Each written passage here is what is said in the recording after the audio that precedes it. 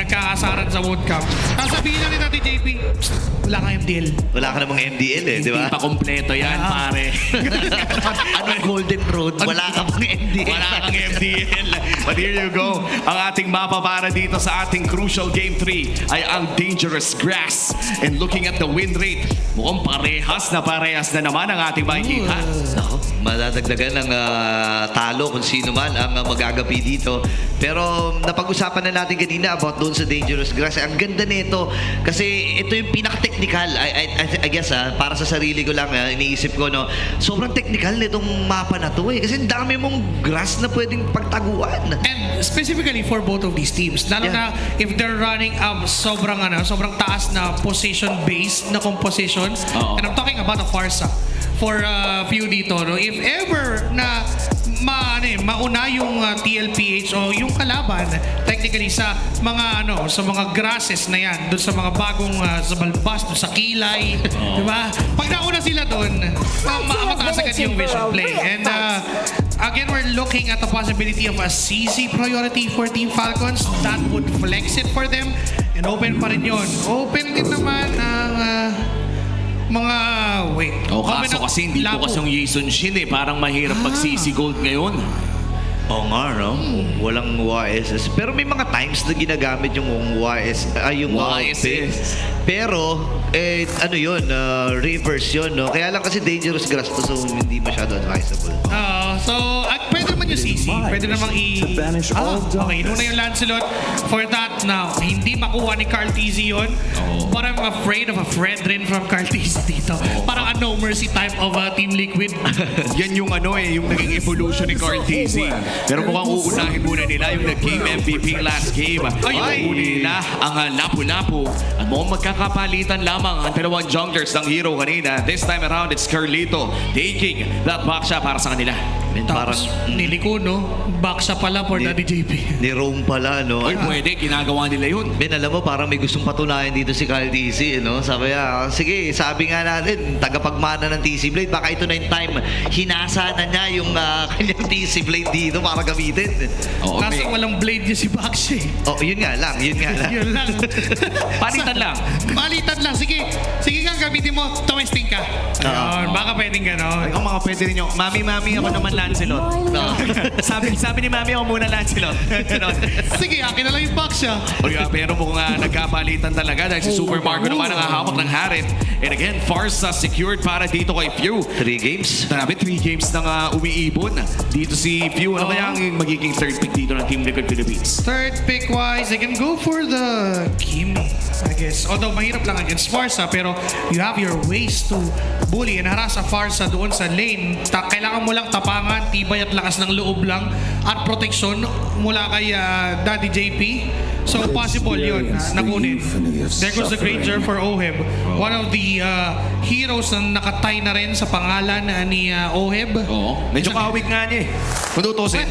Sa bag? Iba lang buhok. Medyo parehas yung mata. Nandiyan din yung isang kamukha ni Oheb, by the way. Shout out ulit sa kanya. Well, Chip ay inalis.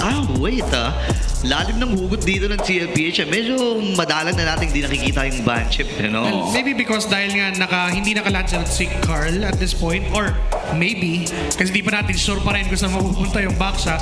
Diba? So baka dahil dun sa Chip na pwedeng makuha ng Team Falcons, hindi sila maka-keep up dun sa bilis kumbaga na pwedeng gawin ng lineup ng Team Falcons. So Team Falcons right now, they can ban still heroes for Carl TZ, Hayabusa, baka kasi may point pa rin, or mga Matilda. Oo nga parang hindi pa rin ako hindi solve sa utak ko na kay Carl mapupunta itong itong Baksha pick, pero mukhang si Coach Trevor na mismo magtatanggal ng Franco. Parang bang may naaamoy si Coach Trev na baka gayahin yung mga estratehiya na nilalabas nila kanina. Banggaho, no? Yung mga ganon. And I mean, even the Matilda is an option to ban for Team Falcons. Baka biglang bumalik si Daddy JP sa mga ganong klaseng heroes. Lalo na nakaback sila in Lapu-Lapu. Sobrang unstoppable ng magiging combo nila kung Matilda ang hawak ng TLPH. So, for TLPH naman, they can remove heroes for Flap TZ Uranus na pala nakabad, sorry. Alice is an option. Although may back naman na sila pang reduce ng regen, pang life drain, kumbaga. Pero, Welcome to Brock's Castle, okay. tiny Hero ni friend. Ogwin, yung Grok. Oo, wala pa rin kasing rumor side ng Team Falcons dito, no? Chip and Grok, dalawa sa mga nakatali na rin sa pangalan ni Ogwen. For the longest time, no, hindi pa nga nare-rework si Grok. Ito rin sa isa sa mga paborito niyang gamitin. At yung Chip ay, kumbaga, sa shortcut ay nag-world tour din ang side ng Team Falcons during their time with Falcons AP Bren on this Chip pickup. And now with this final ban mula sa Team Falcons, ano kaya kanilang titiktikin? Matilda or Hylos. It's good. Pero if ever man, kung ganun yung magiging pattern ng ban nila, kung mababa yung Matilda, may high loss possibility for a TLPH. Pero they can reserve that up until the last pick. Probably get a hero for Sanji ngayon. Louis is an option. Uy. Kagura, still Selena. Ayun. Parang big fan ako nang nabanggit mong Kagura eh. Yung nakita natin to mula kay Sean kanina sa ating first series kung saan kinounter nila ang mga Farsa picks ng kanilang kalaban with that Kagura. Pero ito na, siguro malalaman natin no, kung back siya nga ba para kay Carl kung sakaling kukunin na nila ang isang assassin dito. Pero katulad na lang yung sinabi mo, mid lane muna ang kanilang kukunin. Angela ang kanilang itadraft. Mukhang may sasakyan na Carlito, si Sanji. Di ba bitin sila sa magiging damage dito, men? Well, they were solely reliant to Oheb and even Sanford. Esme? Tapos, yung Esme ay nasagot na nila beforehand kasi may back siya sila. So, kaya din sila na nagkaroon ng lakas sa loob ko ng Angela. But if you're Falcons, if papalampasin mo yung Esme dito, medyo mahirap. Mahirap na makahanap ng XP lane na pwedeng tumapat dyan. Unless na Alice. Sa Kaja from Open. Kaja Esme, yes. And now, dito na masasagot. Is this a box of June? Yun na. It's Ginoy. not a baksa for Carl TZ. Masadong onti yung pinipindot niyan, men. Hindi pwede, no? Hindi tayo sana. Yung friend rin yan, daming pinipindot dun, pre. Pero, napakatapang. Against sa Kaja, against an Esme, you play Joy. That's true. Well, nabasa na and very good read, Joshi, sa ating naging draft. This is by far one of the most important drafts in this regular season 16.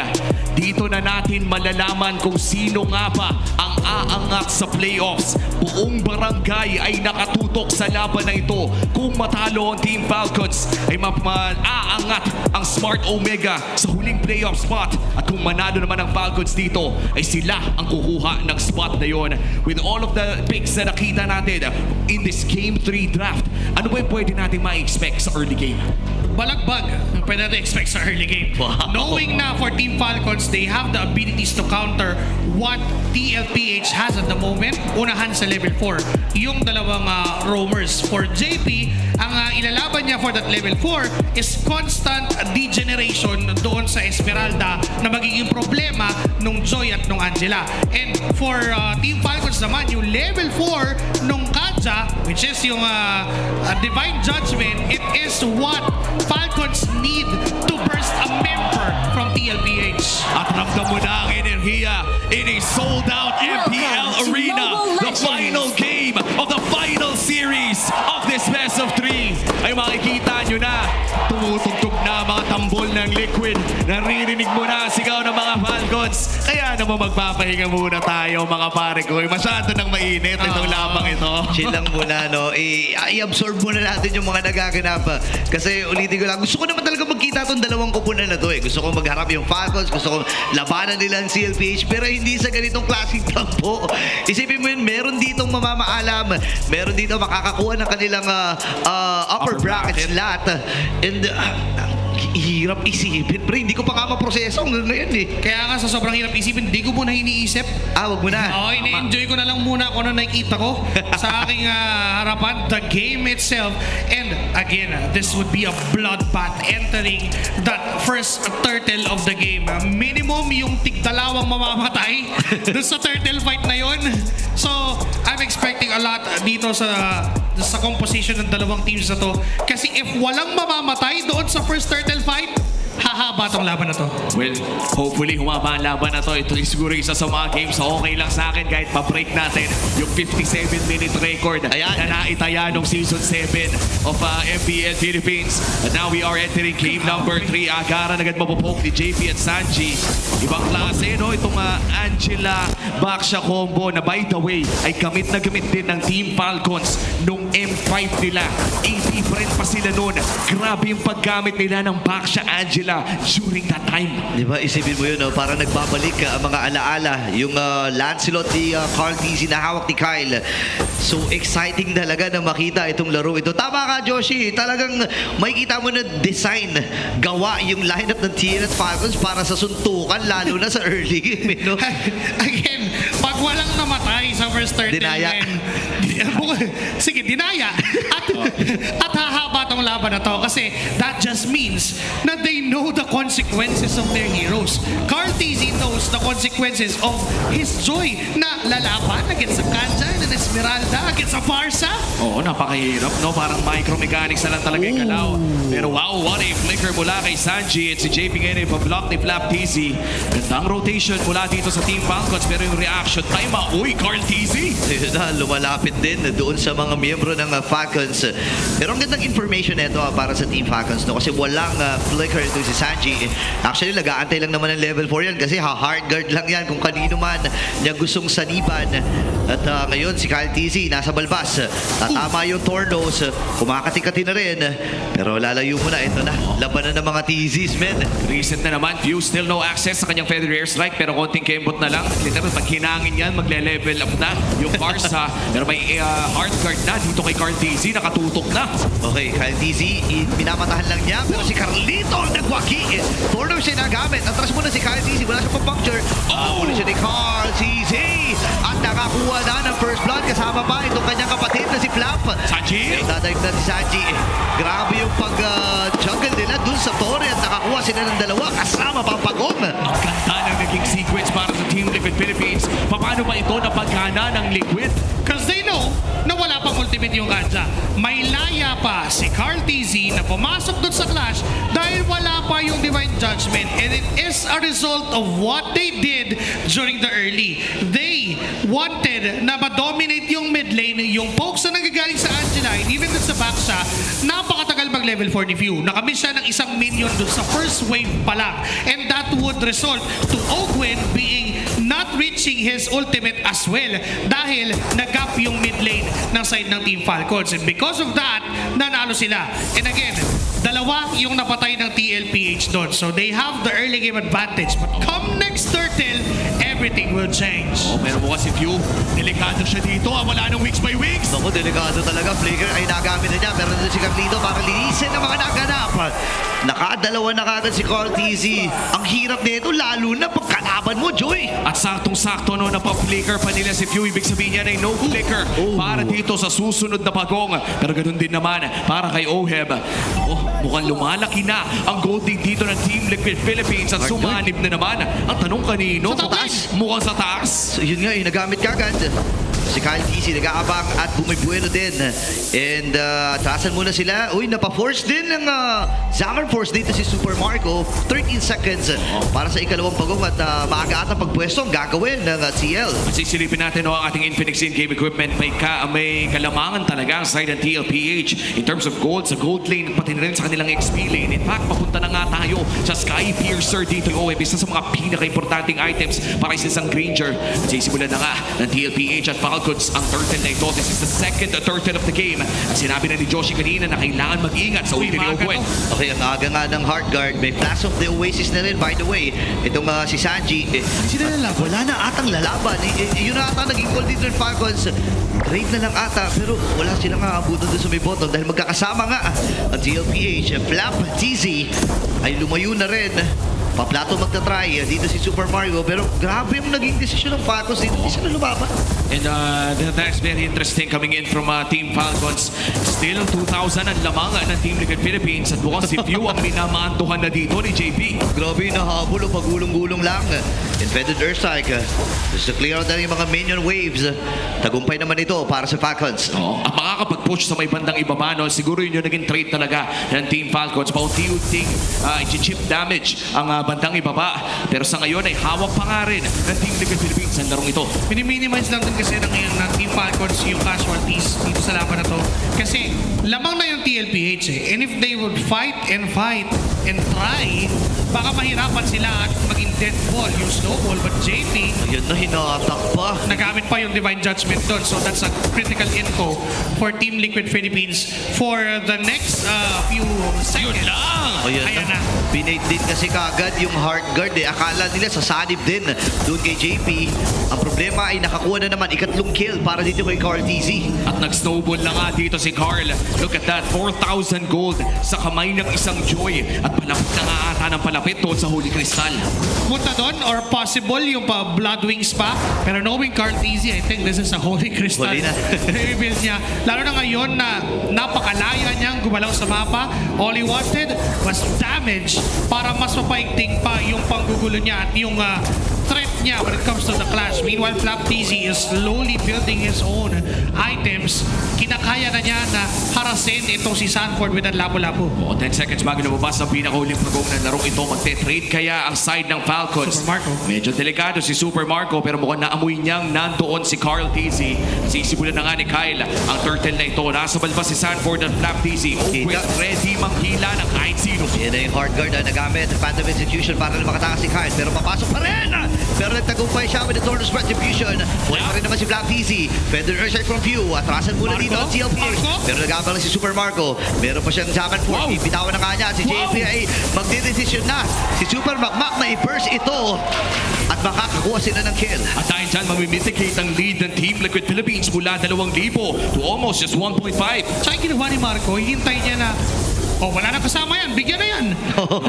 Nung nakita niya na nakalampas na yung ibang members ng TLPH, okay, it's go time. Bigyan natin si JP. And so far, they're putting up the nicest decisions ever dun sa mga laban na pinipili nila. Alam nila na kaya nilang patayin yung iba-burst down nila. And the plan in mind for Team Falcons is just minimize those casualties. Super Marco, naramdaman niya na yung damage output ni Carl TZ. May nakaredy pang hard guard, hindi lang nila na-bait. Napakasakit na ni Carl TZ, man. Kahit sino nga sasagasaan niya, sigurado nga Ayan na. mamamatay. Here we go. Flicker na gamit ni Super Marco. Oh my goodness!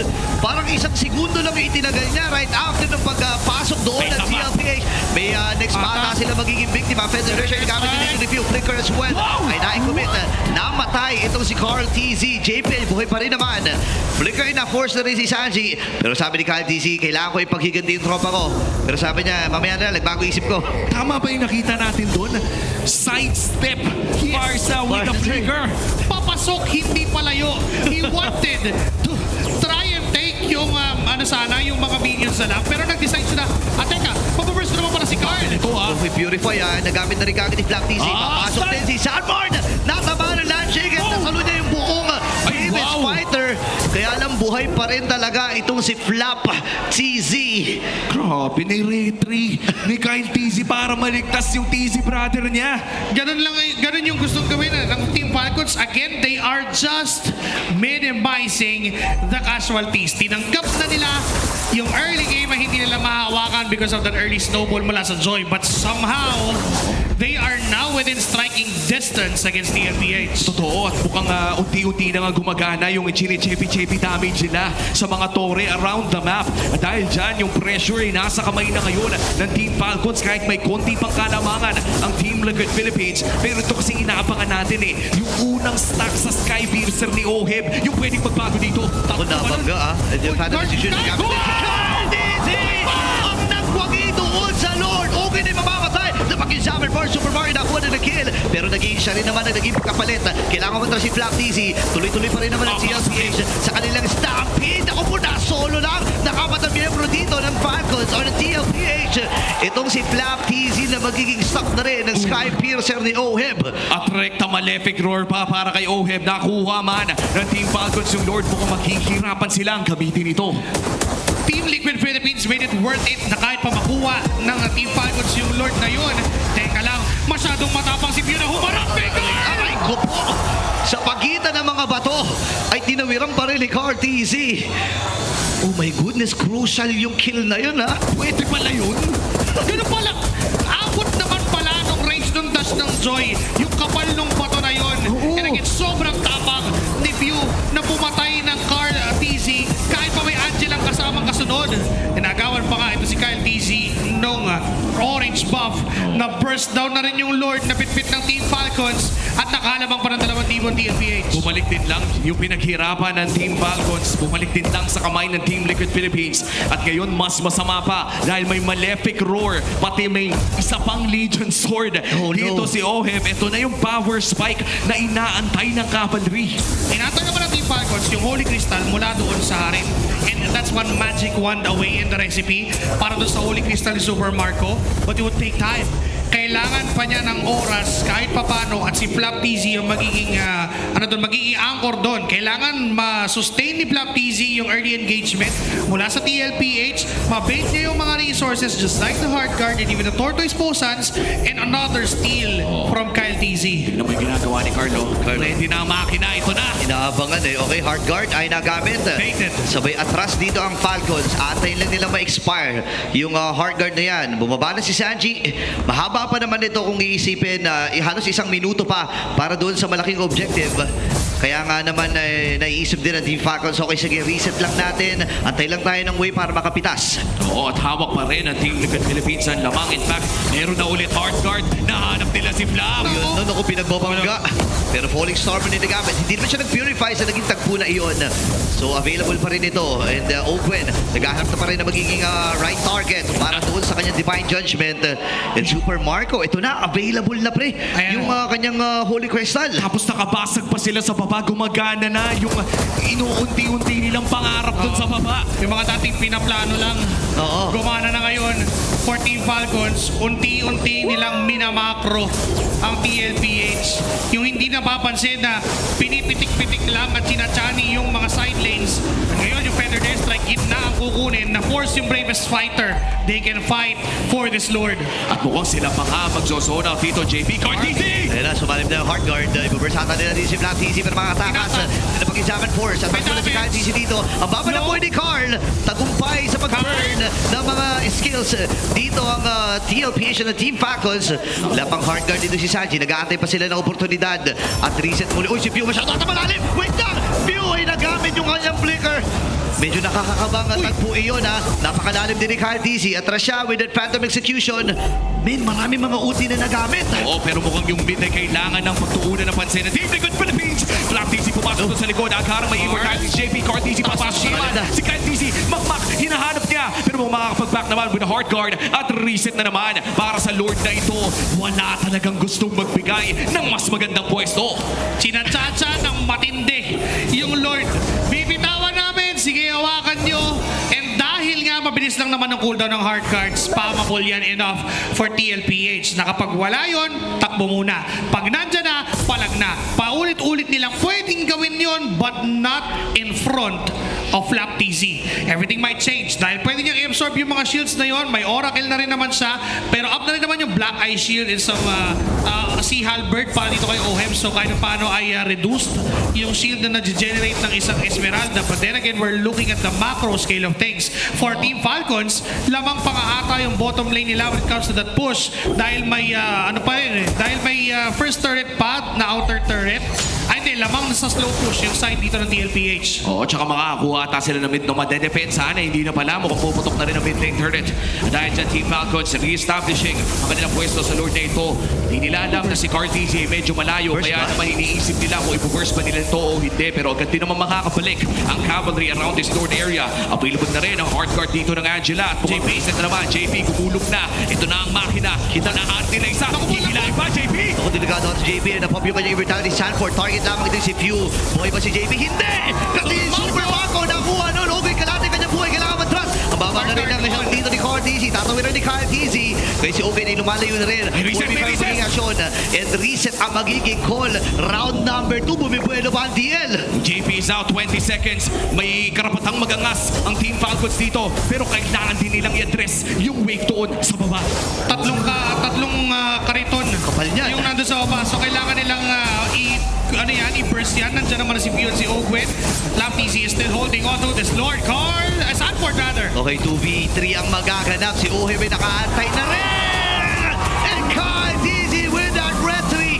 Lalayo na ang magiging call dito ng Falcons. At hindi umabot si Cortez.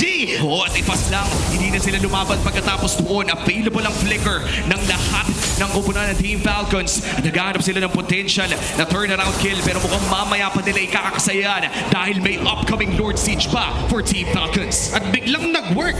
Yung kanina pang ginagawa ng Team Falcons with them pressuring the side lanes even before that Lord objective, nagamit pa nila to the extent na ngayon wala na outer thirds sa baba and even sa gitna, they can possibly win, manage this minions na mas mabilis. But Cartezy is looking at Kyle, you are the heir and I am the original bearer. Okay, pero hinatak na ni Owe na kaya ba? Tornos ay hindi naging sapat para makaligtas. Si Pyong magiging next. Dalawang hits lamang siya dito ni Cartezy. Double na, nakuha niya.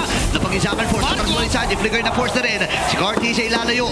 Pero sabi niya, sige, parang kaya ko ata i-burst ito si Owen. Gugulong-gulong si JP. At yung reinforcement mula dito sa TLPH.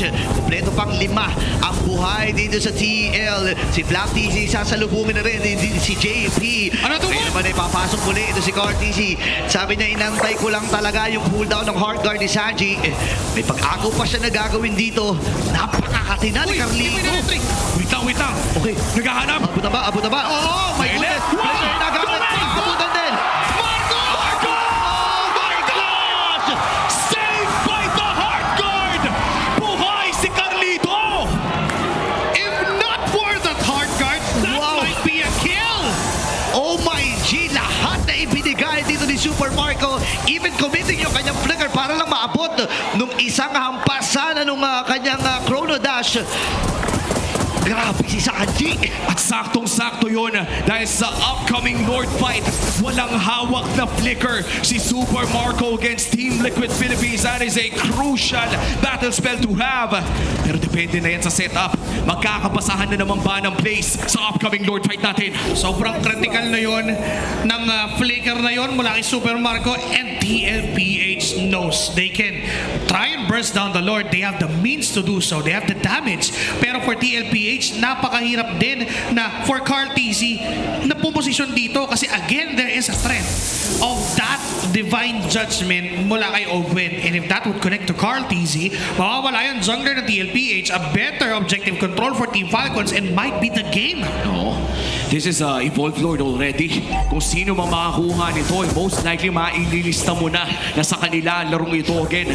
Upper bracket ang pinaglalaban ng Team Liquid Philippines. Para sa Team Falcons naman, tournament life ang kanilang tinitignan sa paparating na Lord fight na ito. Sa 7 linggong nahirapan ang Team Falcons, ang ilaw ng playoffs ay kumakatok na sa kanila. Pero ang nakaharang ay dumadagungdong na MSC Champions, Team Liquid Philippines, defending MPL champions na mukhang ready ng kumutest sa upcoming Lord fight na ito.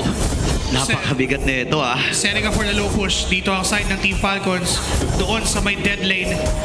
At naka-ready na rin si Flapteasy for that massive zone na pwede niyang gawin. JP daw nagpakita at nakita niya yung dalawang members mula sa Team Falcons. So mahalaga dito ang timings and position. And when we say position, position from view. Kapag nagamit niya ng maayos yung kanyang feathered airstrike para pumatay or just even zone the members of TLPH, they might get it. Nakita si Kyle Dizzy. Gugulong-gulong si JP.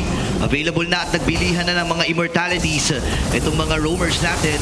Review na din yung burst. Bibigyan natin nila JP. Si Sanford. Kailangan nyo matras. Inaabang lang yung kanyang hard guard. Pero ang baba ng buhay ni Sanford dito. Ang desisyon nata nila i-burst itong Lord na ito. Nagamit yung Falling Storm ni Kyle Dizzy. With a Lord. Sabi nila lalaban na lang dito. Mapapatay ba itong si Sanford? Nakipagsabahay na. And si Black Dizzy buhay pa rin. Magamit yung kanyang Purify. Nakapagbitaw ng mga ultimates dito, pero ang maganda ay nakuha ng Falcons si Lord. At teka lang si Black TC low. Kyle TC papasok na rin. JP. Nag-reset na puncture si JP. Naku po, napop yung immortality. Tatawid lang muna si Kyle. Nakasan na rin yung hard guard. Napakakatin, napakahakti. Nakapila ng immortality. At nakapag-buy and sell pa nga. Meron siyang winter cut. Pero si Super Marco ay dumating na. Kaya lang, kailangan na rin lumayo dito ni Cortez. Grabe, makapigil hininga talaga. And this is the Evolved Lord. Matagal-tagal nang hinanap ito ng Team Falcons ang playoffs. Ang ilaw ng playoffs ay kumakatok para sa kanila. Dedepensa ngayon ng Team Liquid Philippines. Kumpleto ang battle spells bukod na lamang para kay Sanford. Si Few ay may hawak din na proteksyon. Niluluto na nila ang mga wave dito. May wave sa gitna, may wave din sa taas. Pero ang ganda din ng depensa para sa Team Liquid Philippines. Isang decisive na play ang hinihingi ng buong Falcons Nest para sa push na ito. Crucial yung ultimate ni Ogwen. Are they gonna use it for initiation or just to react? JP on the backline. Susubukan nilang i-spot kung nasa ang pwesto ng Team Falcons. Okay, gugulong-gulong na rin dito si JP. Burstable to. Burstable nga talaga. Hindi na ata gagamitin yung Hurricane. Hindi ginamit! Pero walang immortality dito si JP. And Kyle TZ Wenakel. Basag yung tore doon sa may bandang May minions sa gitna. At may mga minions pa sila nakasama. Malalaki pa ito sa may itaas as well. May kasama pa sila. Beautiful defense mula dito sa Team Liquid Philippines. Kitang-kita mo kanilang experience. Champions for a reason. Code for a reason. Carl and TZ. Papasok sila! Inahatak pa si Sanford. Tatlo na lang ang natitira para sa TLPH. Pinilig yung mga wave. At dito si Kyle TZ. Kaya na mag-burst. Si Carl TZ. Nakapili pa ng immortality at mapapaalam din siya. Si Sanji na lang at si Ohe pang natitira. 15 seconds para kay JP. Ang matagal na inantay ng Team Falcons. Matiliman at malalim ang kanilang pinagdaanan. Hindi sila susuko para kunin ang kanilang playoff stream. Playoff secured para sa Team Falcons! Puso ang nanaig in that crucial decision. Falcons is now on the playoffs. At sa 7 linggong paghihirap ay nahanap muli ng mga nag-World Tour ang puso ng kampyon. Hindi rin tapos ang journey para sa Team Liquid Philippines. Bukas ay may laban ulit ang Team Liquid para naman iselya ang kanilang upper bracket slot. Palakpakan pa rin natin ang Team Liquid Philippines sa napakagandang serye. Perhaps one of the most beautiful MLBB of regular season 16. Oh my goodness! Hanggang ngayon ay tulala pa rin ako sa mga naganap. Who would have imagined na ganun matatapos yung malupit na serye na to? And wow, what a journey as well para sa Team Falcons. Malalaman na natin ang kanilang mga nararamdaman. Punta na tayo sa ating main stage kasama ang ating mga hosts. The team that you are currently looking at right now is playoff secured. Give it up for Team Falcons! Kinilabutan kaming lahat dun sa nakita namin, Ogwen. There were a lot of emotions surrounding you guys. Even you guys are teary-eyed as well. Talk to us about the roller coaster journey na nakuha nyo bago makarating sa puntong to. Nung nag-top 8, kami, nasa isip na namin top 8 secured na kami. So, nung huling mga week namin talagang binigyan namin yung best namin. Tapos, yun, nakapag-playoffs kami. Yun, Okay, saan ang galing to? Saan ang galing yung performance nyo knowing that everything was on the line, season was on the line? Saan nyo hinugot yung lakas nyo today? Sa akin, ayoko lang first exit para sa akin Tapos, syempre pasok si Coach Boods. Yung mood namin. Mas lalong umani yung mood. So yung moody, in a good sense. In a good sense sa pagiging mo. Few, I wanna talk to you as well. This was such a moment for you and your team. Matagal mo na silang kasama. And for the entirety of the season, you were backed into a corner. Anong na-discover mo sa team mo while you guys were on the brink of elimination at paano nyo nabawi ito?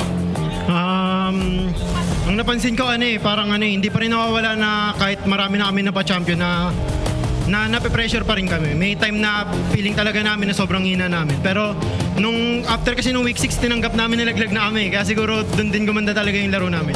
Would you say that this is the Team Falcons na dapat asahan ng mga fans nyo? Because there were a lot of people who showed up every single day para suportahan kayo. Ito na ba ang dapat nilang asahan towards that?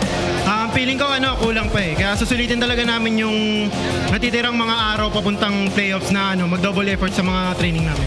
You know, I want to know more from someone that I haven't interviewed in a while. Ferds, I know you haven't played in a while, pero ikaw yung isa sa mga bagong salta dito sa liga natin, and you've seen them probably nung nasa MDL ka pa that they're winning, but now they had to work hard to where they are right now at kasama ka nila doon.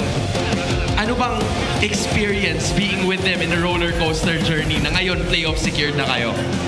Sobrang saya po kasi kita ko po yung hirap at tiyaga na ginawa nila para makapasa sa playoffs. And now, you're gonna be with them as well. How would you help in making sure that this team can make it until the end? Yung mga mali naming ginawa last buong week, maayusin namin hanggang sa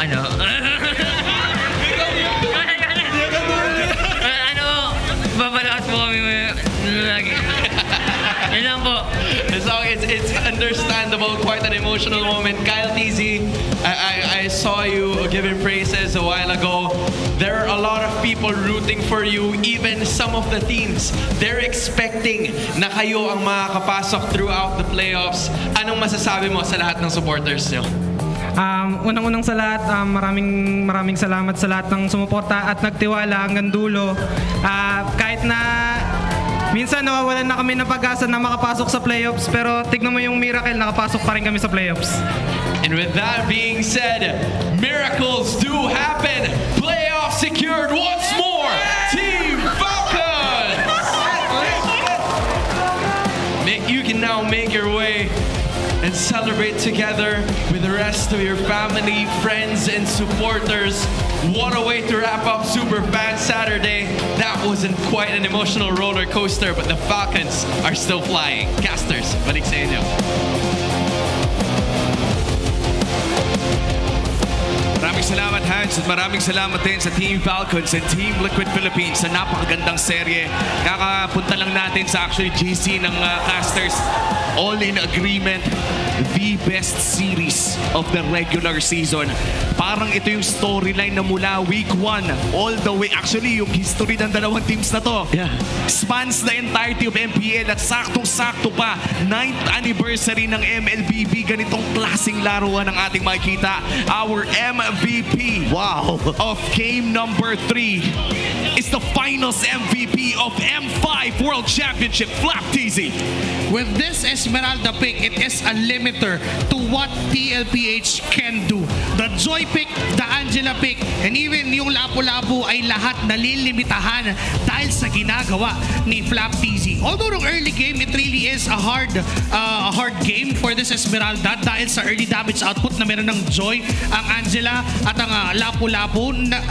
Parang binabypass na lang nila yung shields na kayang ibigay ng isang Esmeralda and yung sustainability dahil din sa Baksa present for the side of TLPH. Pero nung time na nakuha na ni Flap TZ yung mga items na kailangan niya and the proper overall positioning from the members of Team Falcons and the decision making if they will burst or not. Dahil may mga times na kinakailangan umuwi ni Carl TZ kasi low siya. Hindi siya pwede mag-rely doon sa hard guard ng isang Angela kasi lalamunin lang ng buo ni Flap TZ yung mga shields na gine-generate.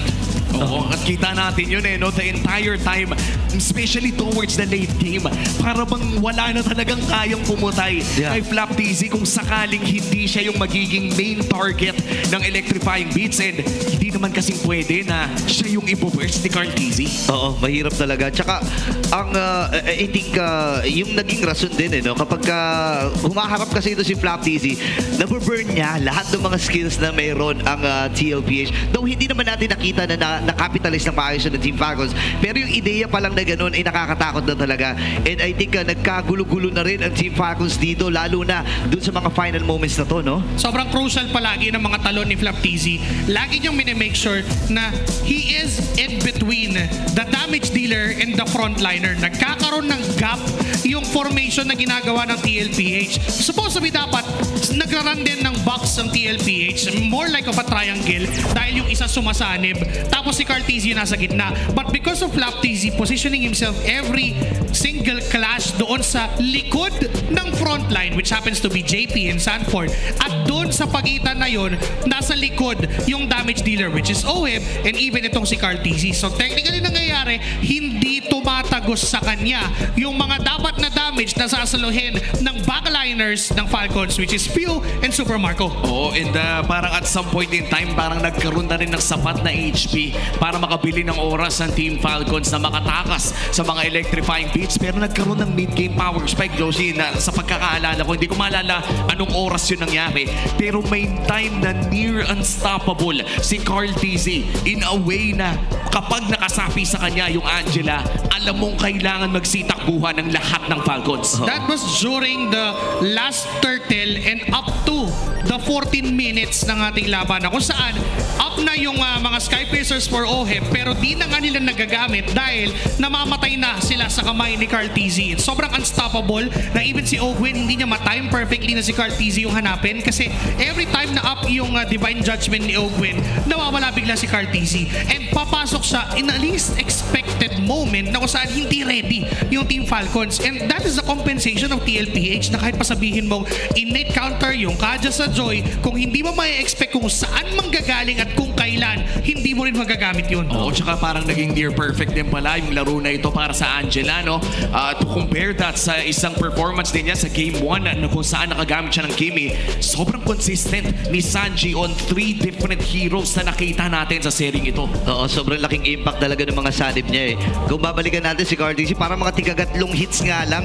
Minsan 2 hanggang 3 hits lang yung mga heroes na meron dito sa Falcons, and talagang nabigyan ng sabihin na natin na tiniis lamang ng Falcons yung mga ganong klaseng tagpo. And by the way, napakaganda rin ng mga retribution ni Carl TZ. Gusto ko lang sabihin, ang daming crucial moments na nangyari dito sa laro to. Tutal na doon na rin tayo sa usapan na yun. Ano ba yung naging turning point para sa Falcons? Ano yung naging moment na alam nating sila na yung nakakalamang? By the time na malaya na silang nakakakuha ng objectives, by the time na mas nauuna pa silang pumosisyon at may laya silang mamili kung mag-hero sila o mag-burst down. Kapag up yung mga Divine Judgment o even itong si Flap TZ, maganda yung posisyon, nasusone away yung mga members ng TLPH, thus giving the objective to the side of Team Falcons, even limiting Oheb to just 1 kill. Remember, may Sky Piercer yan, and ang power spike ng isang Granger, kailangan makuha niya yung kill for the stack of the Sky Piercer. But if you limit the Granger to just 1 kill, wala siyang gagawin doon sa late game. Oo nga, parang yung isang Sky Piercer stack niya naging isa lang talaga dahil nalimitahan nga. And looking at our big four, ang ating wingman, walang iba kundi si Sanji on his Angela, the carry and sandbag on that Esmeralda performance. By the way, MVP as well para kay Flap TZ. And of course, our PPI Rich guy, wala nang iba kundi si Kyle TZ. I think ito rin, siya rin yung nakakuha ng ating PPI Rich guy nung ating Game 1 kung saan nag-Gison Shin siya. But this time around, it's the Lancelot. At kitang-kita naman kung bakit siya tagapagmana ng TZ Blade. And now that we are in this conversation, ito na ang pintura ng playoffs natin. Silyado na ang 6 na teams. Tanging upper bracket at yung mga seeding na lang ang ating pinag-uusapan. Shoutouts to Midnight. Meron siyang isang critical na sinabi dito. Ano yan? Na 3 out of 5 games ng Falcons na pinanalo, tinalo nila ang number 1, which is Aurora, during the week 1. Number 2, which is Onyx now, and number 3, which is TLPH. Oo nga, no? Sobrang crucial din nung mga games na yun. Kasi nung week 7, para bang nawawala na sila ng pag-asa. Right after nila talunin yung Onyx, nabuhayan silang muli eh. And grabe. Ako emotional ako hanggang ngayon. I mean, it's a week 1 storyline na ngayon natapos. Kaya naman bibisitahin natin kung ano nga ba yung mga nangyari sa laro kasama ang The Howl.